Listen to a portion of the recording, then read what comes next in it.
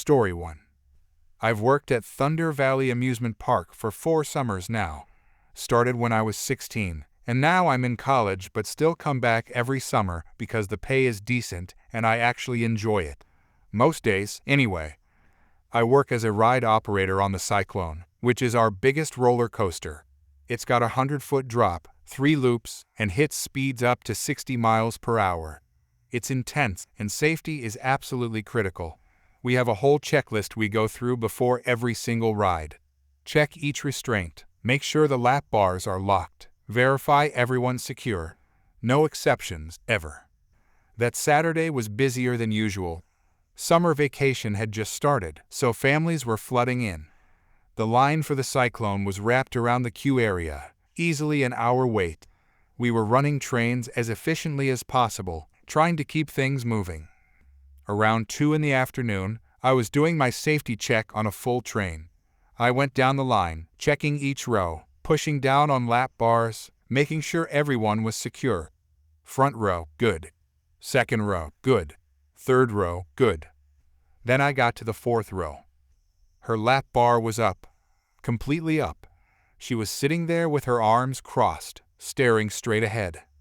Me, ma'am, I need you to pull down your safety bar. Her, no thank you.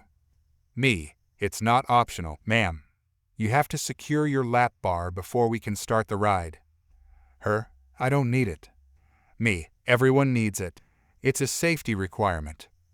Her, God protects me. I'll be fine. I'd heard a lot of excuses over the years. People claiming they were too big for the restraint, or too small, or it was uncomfortable. But this was a first. Me, ma'am, I understand your faith, but you still need to follow park safety rules. Please pull down your lap bar. Her, are you questioning my relationship with God? Me, I'm not questioning anything except why your lap bar isn't down. Please secure it now. Her, I told you. God protects me. I don't need your metal bar. The other passengers in her row were looking uncomfortable. The guy next to her scooted as far away as possible, like her lack of restraint might somehow affect him. My coworker noticed I'd been at the same row too long and came over. Coworker, everything okay? Me, she won't pull down her lap bar. Coworker, ma'am, you need to secure your restraint or you can't ride. Her, this is religious discrimination. Coworker, this is physics. The ride goes upside down. Without a restraint, you'll fall out and die. Her, not if God wills me to live. Me, God probably wills you to use common sense and basic safety equipment. Her, how dare you tell me what God wants? By now, the entire train was watching. People in line were craning their necks to see what the holdup was. My supervisor's radio crackled. Supervisor over radio, what's the delay on Cyclone? Coworker, we've got a passenger refusing to secure her restraint. Supervisor, I'm coming up. My supervisor arrived about 30 seconds later. She'd been with the park for 15 years and had seen everything. She walked up to the row with her professional smile already wearing thin. Supervisor, hello, I'm the ride supervisor. What seems to be the problem? Her, these employees are discriminating against me for my religious beliefs. Supervisor, ma'am, what religious beliefs are preventing you from using a safety restraint? Her, God protects me. I don't need man-made devices. Supervisor, I respect your faith, but God also gave humans brains to engineer safety equipment. You need to use the lap bar or exit the ride. Her, I'm not getting off. I waited in line for an hour. Supervisor, then pull down your lap bar. Her, no. Supervisor, those are your only 2 options. Her, this is a violation of my rights. The passenger next to her raised his hand. Passenger, can I get off? I don't want to be in this row anymore. Supervisor, absolutely. Anyone who wants to exit can do so. 3 people in her row immediately got up and left. 2 families in the rows behind her also decided to leave. She was now sitting in an otherwise empty section of the train. Her, see what you've done? You're disrupting everyone's day. Supervisor, you're disrupting everyone's day. Last chance. Lap bar down or you're off the ride. Her. I'm staying right here. Supervisor grabbed her radio. Supervisor, security to the Cyclone, please. We need a passenger escort. Her. You're calling security on me? For having faith. Supervisor, I'm calling security on you for refusing to follow safety regulations. The people still on the train started groaning. Someone in the back yelled out. Voice from back. Just pull down the bar. Lady, some of us want to ride. Her. I will not compromise my beliefs. Security arrived about 5 minutes later. 2 officers, both looking tired already, and it wasn't even 3 o'clock. Security officer. Ma'am, we need you to exit the ride. Her. I'm not going anywhere. I paid for admission.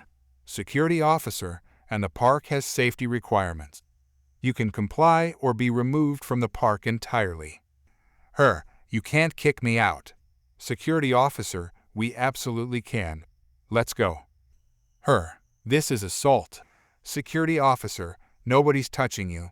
You can walk off yourself or we can escort you. Your choice. She sat there for another minute, probably thinking she could outlast them. The entire train was watching. People in line were booing now. Finally, she stood up dramatically. Her. Fine. I'll take my business elsewhere. This park is godless anyway. Security officer, have a nice day, ma'am. She climbed out of the train, still muttering about discrimination and persecution. Security walked her down the exit stairs and out of the ride area. My supervisor got on the PA system. Supervisor, sorry for the delay. Folks, we'll be moving shortly. I had to do my safety check all over again from the beginning. Protocol. When I finally got back to the 4th row, the seats were still empty. Nobody wanted to sit there. We filled them with people from the line and finally got the train moving. The whole delay had taken 45 minutes. 45 minutes because someone thought God would personally override physics. The worst part? She apparently went to guest services and filed a complaint about us. Said we'd mocked her religion and created a hostile environment. Our supervisor had to file a report with detailed notes about the whole incident. Nothing came of it. The park backed us completely. There's actually a sign at the entrance to every major ride now that says something like, "Safety restraints are required regardless of personal beliefs." I heard through the park grapevine that she posted about it on social media. Something about being persecuted for her faith at a theme park. The comments were apparently not sympathetic. Every time I check lap bars now, I think about that day. Most people just want to have fun and follow the rules. But every once in a while, you get someone who thinks they're exempt from gravity. Story 2. I've been an ER nurse for 8 years. I've dealt with every kind of patient you can imagine. Drug seekers, actual emergencies, people who come in because they sneezed twice, people coding on arrival. You develop thick skin pretty fast in this job. But even with all that experience, some people still manage to surprise me. It was a regular Thursday night shift. The ER was busy, but not slammed. Car accident victims in Trauma Bay 1, a kid with a broken arm in Bay 3, chest pain in Bay 5. Standard stuff. I was triaging a new patient when this woman walked in through the main entrance. She wasn't bleeding, wasn't limping, wasn't holding any body part in pain. She walked straight up to the check-in desk like she owned the place. Woman, I need to be seen immediately. Receptionist, what's your emergency today? Woman, I have a migraine and I need a private room. Away from all these people. She gestured around the waiting room like everyone there was contaminated. The receptionist kept her professional smile. Receptionist, I'll need you to fill out these forms and then we'll get you triaged. Woman, I'm not waiting with these people. I need a private room now. Receptionist, ma'am, we assign rooms based on medical priority. The nurse will assess you and determine placement. That's when she turned to me. I was standing nearby, had heard the whole thing. Woman, you, nurse, take me to a private room immediately. Me, I need to assess you first. Have a seat in the waiting room and I'll call you shortly. Woman, I am not sitting in the peasant section. I need privacy. I have a migraine. Me, if you have a migraine, I understand that's uncomfortable. But I need to check your vital signs first before we can room you. Woman, my vital signs are fine. I just need a quiet, private room away from the riffraff. An elderly man in the waiting room looked up from his magazine. A mom with her sick toddler just stared. I kept my voice calm. Me, everyone here will be seen based on the severity of their condition. Please take a seat and fill out the paperwork. Woman, this is discrimination. I have a medical condition. I demand a private room in the non-peasant section. Me, ma'am, this is an emergency room. We don't have a non-peasant section. We have treatment areas that are assigned based on medical need. Woman, then I'll wait in my car until you have something appropriate. Me, that's fine. We'll call you when we're ready. She stormed out. I figured that was the end of it. Maybe she'd cool off in her car. Maybe she'd just leave. Either way, problem temporarily solved. 20 minutes later, she came back. This time she was walking even faster, more determined. Woman, I've decided I can't wait any longer. The pain is too severe. I need a room now. The receptionist looked at me. I walked over. Me, have you filled out the paperwork? Woman, I don't have time for paperwork. Just give me a private room. Me, I can't assign you a room until you're properly checked in and triaged. Woman, fine. Where do I check my vitals? Me, come with me to triage. I led her to the triage area, which is a small room off the main waiting area. I took her blood pressure, temperature, oxygen levels. Everything was completely normal. Perfect, actually. Me, your vital signs are normal.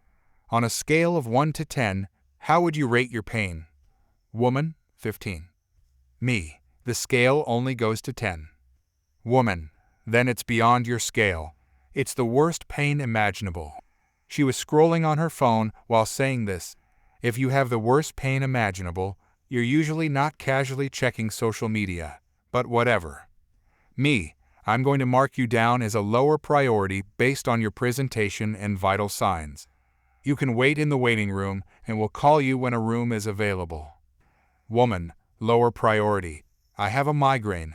Me, we have multiple patients with more urgent conditions. You'll be seen as soon as possible. That's when she did it.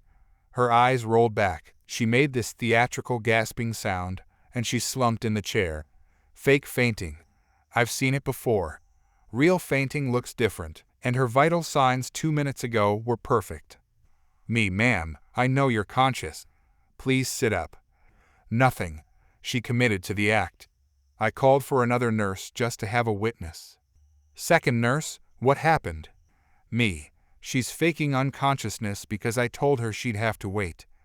We checked her pulse, which was steady and normal. I said her name loudly. Nothing. Then I did something we do for fakers. I lifted her arm above her face and let go. If you're really unconscious, your arm falls and hits your face. If you're faking, you instinctively move it to avoid hitting yourself. Her arm moved to the side. Avoided her face completely. Me, ma'am, I need you to stop this now. You're taking resources away from actual emergencies. She opened one eye, saw that we weren't buying it, and suddenly sat up. Woman, I could have died. What if I had really fainted? This is medical negligence. Me, your vital signs are normal, and you just demonstrated that you're alert and oriented. I'm going to have to ask you to return to the waiting room. Woman, no. I demand a private room right now, or I'm calling my lawyer. Second nurse, ma'am, you can call whoever you'd like from the waiting room. Woman, I want to speak to whoever's in charge. Get me the head doctor. Me, the attending physician, is with critical patients. You can speak to a patient advocate if you have concerns about your care. Woman, I'm not leaving this room until I get a private room. A real room. Not some curtained area with peasants on the other side. That's when I called security. 2 guards arrived within minutes. She saw them and started up again. Woman, finally, escort me to a private room immediately. Security guard, ma'am, We need you to return to the waiting room or leave the facility. Woman, I'm a patient. I have rights. I have a severe migraine. Security guard, you can wait like everyone else or you can leave. Your choice. Woman, this is assault. This is discrimination. I'll call the Surgeon General. I'll report all of you. She was yelling now. Everyone in the waiting room was watching. The security guards were patient but firm. Security guard, we're going to escort you out now. Woman, you can't make me leave. I'm dying. My migraine is killing me. She tried to go limp again, like they couldn't move her if she became dead weight.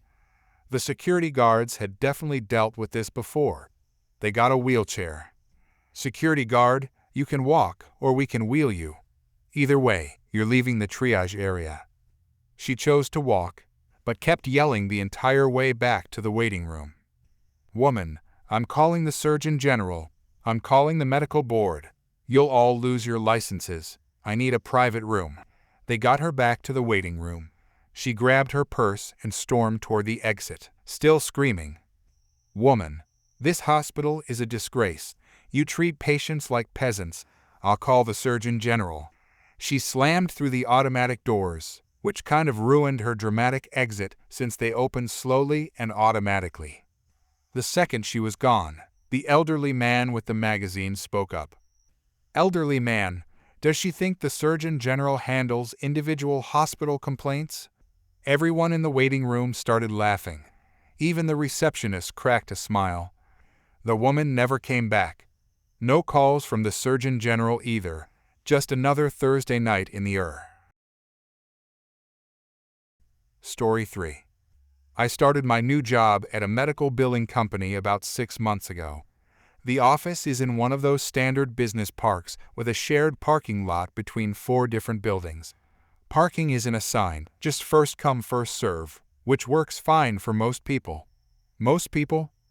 There's this woman who works in the insurance office next door. I noticed her during my second week when I pulled into an empty spot near the entrance. She was standing by her car in the next row, just staring at me.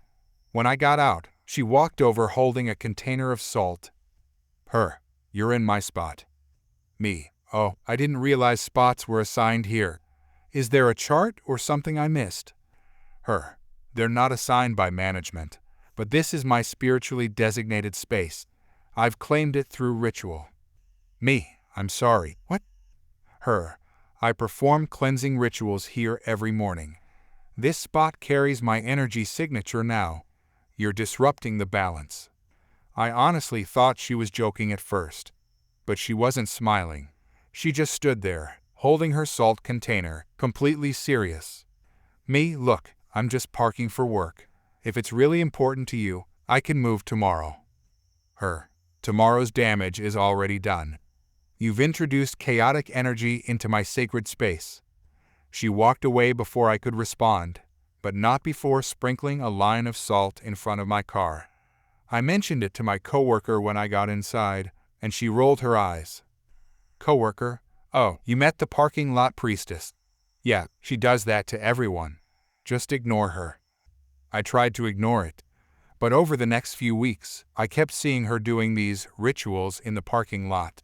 She'd sprinkle salt in specific patterns, wave burning sage around, and sometimes just stand there with her hands up like she was channeling something. Other people in the office park thought it was weird but harmless. Then about a month ago, I had an early morning meeting and got to work before she did. I parked in the same general area as always, not thinking anything of it. When I came out for lunch, she was standing by my car with her arms crossed. Her, this is my spot. I told you this is my spot. Me, it's a public parking lot. Nobody owns these spots. Her, I own it spiritually. I've consecrated this ground. You're violating sacred space. Me, I'm just trying to get to work. Please leave me alone. Her, the universe will correct this imbalance. Negative energy always finds its source. That should have been my warning, but I just thought she was being dramatic. I went back inside for the rest of my workday. When I came out that evening, 2 of my tires were slashed. Completely flat, with clean cuts on the sidewalls. I called the police immediately. While I was waiting for them to arrive, she came out of her building and walked past my car. Her. That's what happens when you ignore spiritual warnings. The negative energy you brought into this space has manifested physically. Me, did you slash my tires? Her. I don't need to. The universe handles these corrections. I simply maintain the sacred boundaries. The police arrived and I explained everything, including her weird comment. They went to talk to her while I waited by my car. I could hear her telling them about energy purification and karmic justice.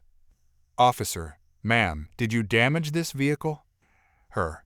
I performed a cleansing ritual. The damage occurred as a natural consequence of spiritual violation. Officer, so you're admitting you slashed the tires? Her. I'm saying the universe demanded balance. I was merely the vessel. Turns out, admitting you were the vessel for tire slashing still counts as a confession.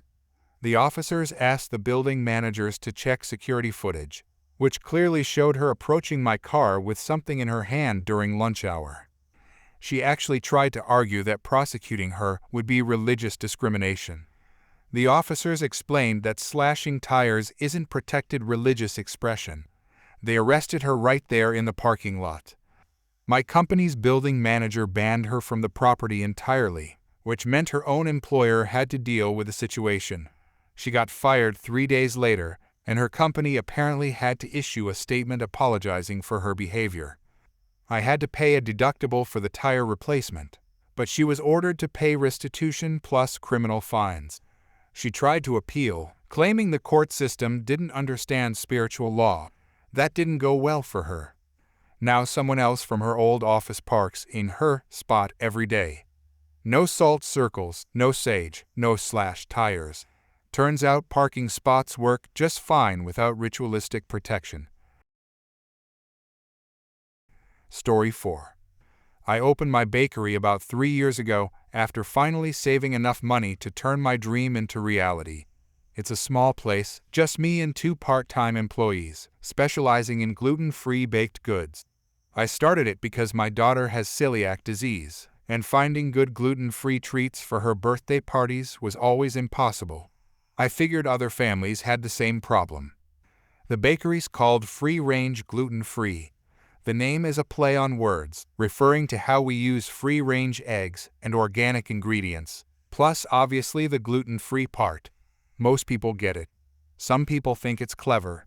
Apparently, one person took it very literally. It was a Wednesday morning, pretty quiet. We just finished the morning rush of people grabbing coffee and muffins on their way to work. I was restocking the display case while my employee worked the register. She walked in around 10:30. Didn't look unusual or anything. Just another customer. She walked up to the display case and stared at the cupcakes for a long time. Employee, can I help you with something? Her, these are gluten-free. Employee, yes ma'am, everything in the bakery is gluten-free. Her, and they're free. Employee, they're gluten-free, yes, as in, they don't contain gluten. Her, right. Free. Employee, the cupcakes are $3.50 each, or a dozen for $36. Her, but your sign says free. I looked up from what I was doing. My employee glanced back at me with confusion on her face. Employee, our sign says gluten-free. That's the type of food we make. Her, free-range gluten-free. It says free twice. Employee, that's the name of the bakery. Free-range refers to the eggs we use, and gluten-free means no gluten in our products. Her, so they're free. Employee, no ma'am, there's a charge for all our baked goods. The prices are marked on the display. Her, this is false advertising. Me, I'm sorry, what's false advertising?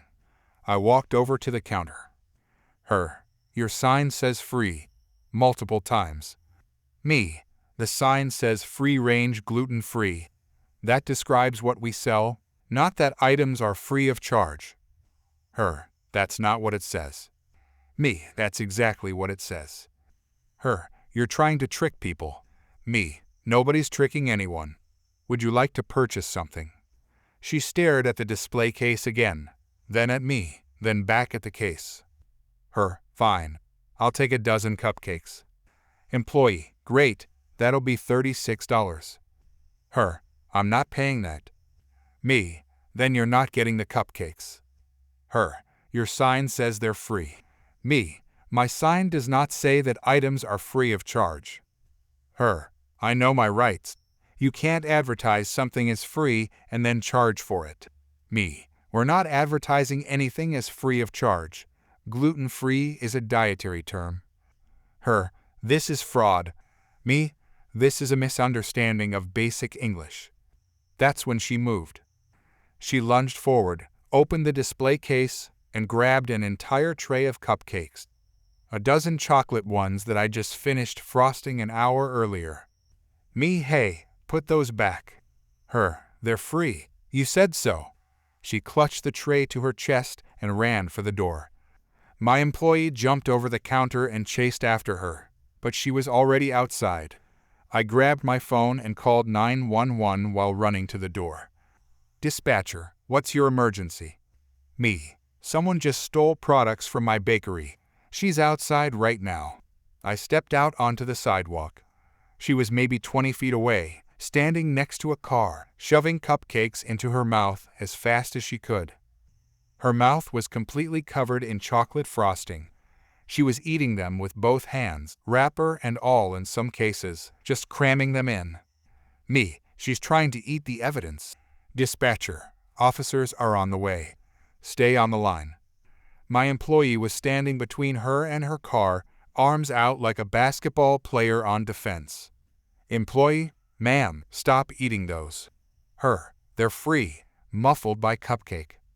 She shoved another entire cupcake into her already full mouth. Frosting was smeared across her cheeks. Crumbs were falling down her shirt.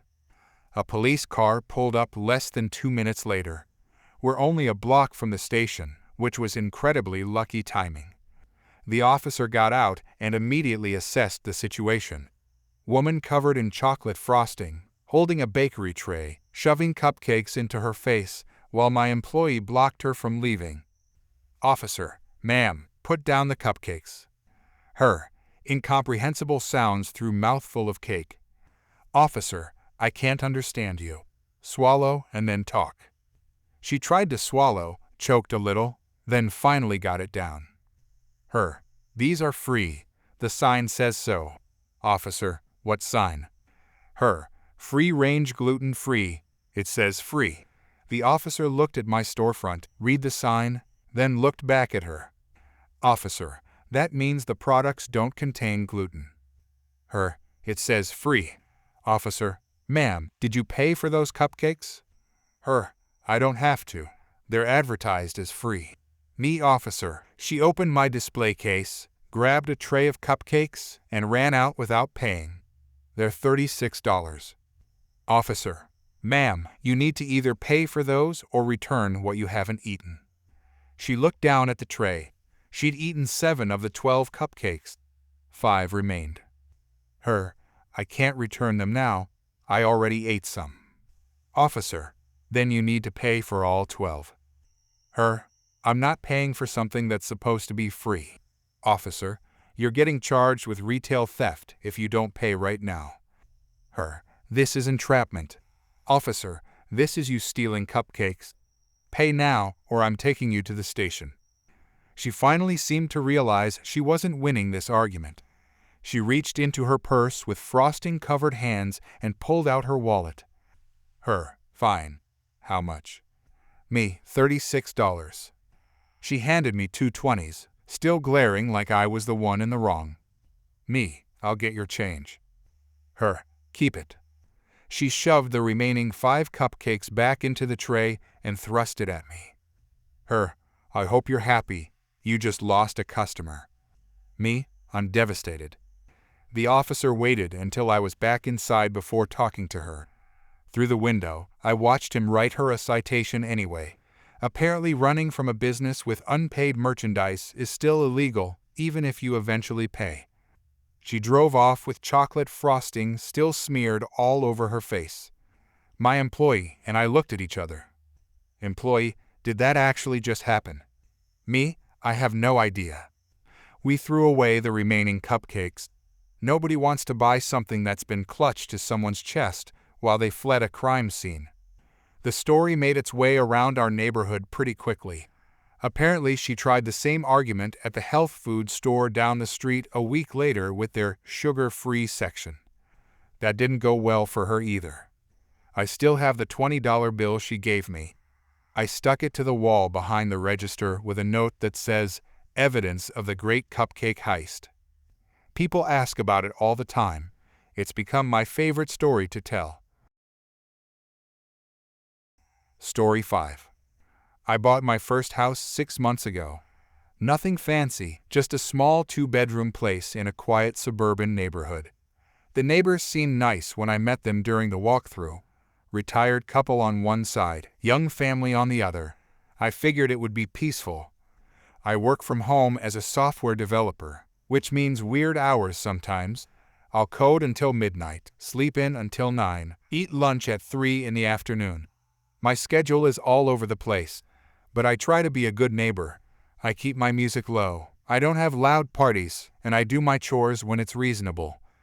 About 2 months after I moved in, I met my neighbor directly across the street. She came over one Saturday morning while I was getting my mail. "Woman, you're the new owner?" Me, "Yeah, moved in a couple months ago. Nice to meet you." Woman, "I'm watching you. This is a quiet neighborhood." Me, "Okay. I'll keep that in mind." It was weird, but I brushed it off. Some people are just territorial about their neighborhoods. I went back inside and forgot about it. A week later, I was doing dishes after dinner. It was around 8 at night. I'd cooked pasta, used a few pots and pans, and had a decent stack of plates. Instead of hand washing everything, I loaded up the dishwasher and turned it on. Normal evening activity. I was back at my computer, working on a project, when I heard knocking on my door. Loud, aggressive knocking. I checked the time. 8:30. I looked through the peephole and saw the woman from across the street. I opened the door. Me, "Can I help you?" Woman, "What is that noise coming from your house?" Me, "What noise?" Woman, "That mechanical humming. It's been going on for 30 minutes. I listened. Then I realized what she was talking about. Me, "That's my dishwasher. I'm doing dishes." Woman, "At 8 o'clock at night? That's unacceptable." Me, "It's 8:30. That's not late." Woman, "It's disrupting the peace of the neighborhood. You need to turn it off immediately." Me, "I'm not turning off my dishwasher. It's a normal appliance making normal noise during normal hours." Woman, "I can hear it from my house." Me, "Then maybe close your windows." Woman, "I shouldn't have to close my windows because you're inconsiderate." Me, "I'm running a dishwasher." That's not inconsiderate. That's just living in a house. She glared at me like I'd personally insulted her entire family. Woman, "If you don't turn it off, I'm calling the police." Me, "For a dishwasher." Woman, "For disturbing the peace." Me, "Go ahead." I closed the door. I figured she was bluffing. Who calls the police over a dishwasher? The thing would be done in 40 minutes anyway. 15 minutes later, there was more knocking. I looked through the peephole again. 2 police officers. I opened the door, completely confused. Officer 1, evening. We got a call about a noise disturbance. Me, "From the woman across the street." Officer 1, "Yes, ma'am. Can you tell us what's going on?" Me, "I'm running my dishwasher. That's literally it." Officer 2, "Your dishwasher?" Me, "Yeah. I did dishes after dinner around 8. It's still running." The officers looked at each other. One of them was trying not to smile. Officer 1, "And what time did you start it?" Me, 8 o'clock. Maybe a few minutes after. Officer 2, "That's well within acceptable hours for normal household activities." Me, "That's what I told her." The woman appeared from behind the officers. She must have followed them over. Woman, "Officers, that mechanical hum is threatening neighborhood peace. It's suspicious and unnatural." Officer 1, "Ma'am, it's a dishwasher." Woman, I know what it is. But why is it running at night? What is she trying to hide? Me hide? I'm washing dishes. Woman, no one needs to wash dishes at 8 at night unless they're hiding something. Officer 2. Ma'am, people run dishwashers at all hours. There's no law against it, especially not at 8 in the evening. Woman, but I can hear it from my house. It's a public nuisance. Officer 1. Have you considered that your windows being open might be why you can hear it? Woman, I have a right to keep my windows open. Officer 2. And she has a right to run her dishwasher. The woman's face was turning red. She pointed at me like I was a criminal. Woman, this isn't over. I'll file a formal complaint. I'll call the city. I'll contact the homeowners association. Me, we don't have a homeowners association. Woman, then I'll start one, just to deal with you. Officer 1. Ma'am, we're not going to issue any citations here. There's no violation. We'd recommend working this out between neighbors. Woman, they won't listen to reason. Me, because there's nothing unreasonable about running a dishwasher at 8 o'clock. Woman, it's the principle, the mechanical hum, the disruption. Officer 2, we really need to get back to actual emergencies. Ma'am, if the noise is bothering you, you can close your windows or speak with your neighbor during the day about finding a compromise. Woman, a compromise? She should just not use the dishwasher. Me, I'm definitely not agreeing to that. The officers thanked me for my time and left. The woman stood on my driveway for another minute, just staring at my house. Then she marched back across the street. My dishwasher finished its cycle about 10 minutes later. Quiet returned to the neighborhood. I thought that would be the end of it. I was wrong. The next evening, I ran the dishwasher again. Same time, around 8. 20 minutes later, police knocked on my door again. Different officers this time. Officer 3. We got another call about a noise disturbance. Me, let me guess. Woman across the street. Officer 3. Yeah, something about a suspicious mechanical hum. Me, it's my dishwasher. Again. Officer 4. We figured. Dispatch gave us a heads up that officers were here last night for the same thing. Me, she called you guys again over a dishwasher. Officer 3. Apparently she thinks it's suspicious that you run it every night. Me, because I eat dinner and then wash my dishes. That's suspicious. Officer 4. Not to us. We're going to have a word with her about misusing emergency services. They left and went across the street. I watched from my window.